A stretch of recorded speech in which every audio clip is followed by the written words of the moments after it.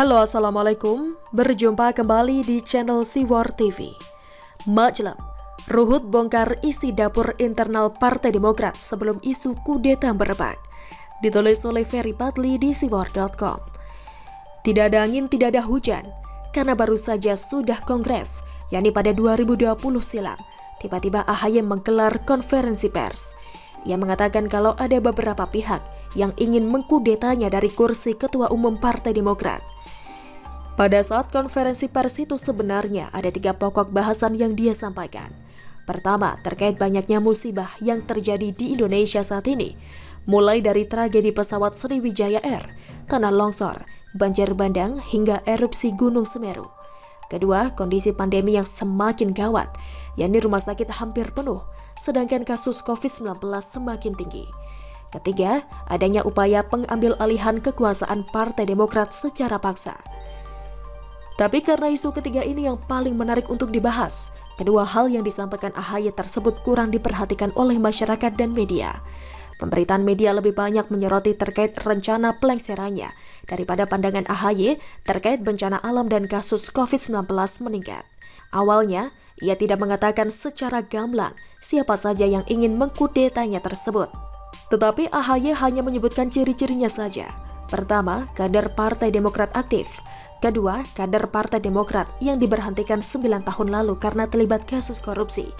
Ketiga, ex-kader Partai Demokrat yang mengundurkan diri 3 tahun lalu. Keempat, kader Partai Demokrat yang keluar 6 tahun lalu. Dan kelima, oknum petinggi pemerintah. Setelah ditelusuri lebih jauh, ternyata orang-orang yang disebut itu adalah Marzuki Ali, M. Nazarudin, Johnny Allen, Marbun, Darmizal, dan terakhir Muldoko. Namun entah apa salah Presiden Jokowi sehingga AHY mengatakan telah mengirim surat ke orang nomor 1 di Indonesia itu untuk meminta konfirmasi. Saya telah kirim surat ke Presiden Jokowi untuk meminta konfirmasi dan klarifikasinya, ujarnya. Orang gak tahu apa-apa kok dimintai konfirmasi. Itu sama seperti orang gak punya akun Facebook tapi minta disetujui permintaan pertemanannya. Kan gila namanya. Begitupun dengan Muldoko, dia kan bukan kader Partai Demokrat. Kok dibilang mau mengkudeta sang ketua umum? Bukankah kudeta itu dilakukan oleh orang dalam atau internal seperti yang terjadi di Myanmar? Karena dirinya bawa-bawa nama Presiden Jokowi itu. AHY pun langsung kena sliding tackle oleh Muldoko. Mantan Panglima TNI tersebut mengingatkan untuk tidak bawa-bawa nama istana di pusara isu kudeta itu.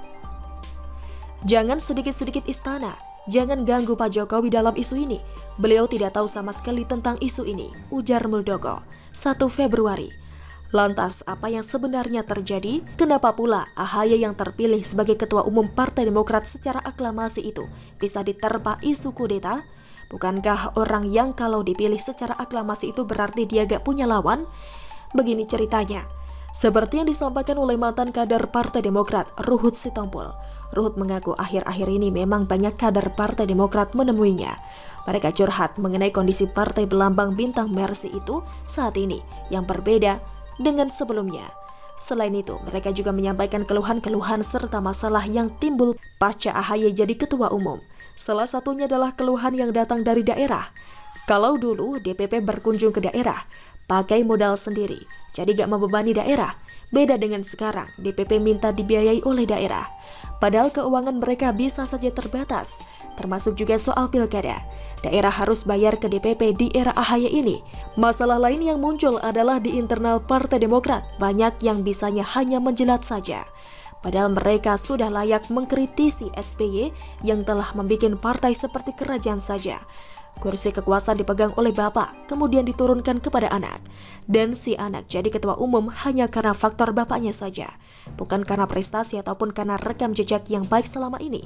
Konon katanya juga sih, Ibas lebih disukai internal Partai Demokrat dibandingkan AHY.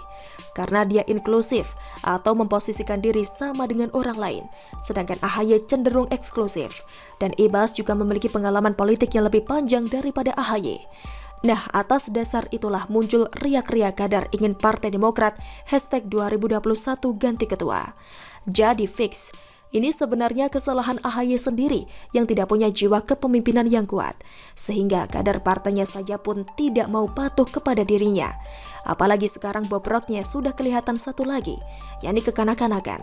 Baru juga ada masalah sedikit, langsung ngadu ke Jokowi. Cukup SBY saja yang baperan, gak usah ikut-ikutan. Hehehe. Mending introspeksi diri yuk sebelum terlambat. Bagaimana menurut Anda? Silahkan tulis komen Anda di kolom komentar. Jangan lupa untuk like, subscribe, dan share. Siwar TV pamit, sampai jumpa. Wassalamualaikum warahmatullahi wabarakatuh.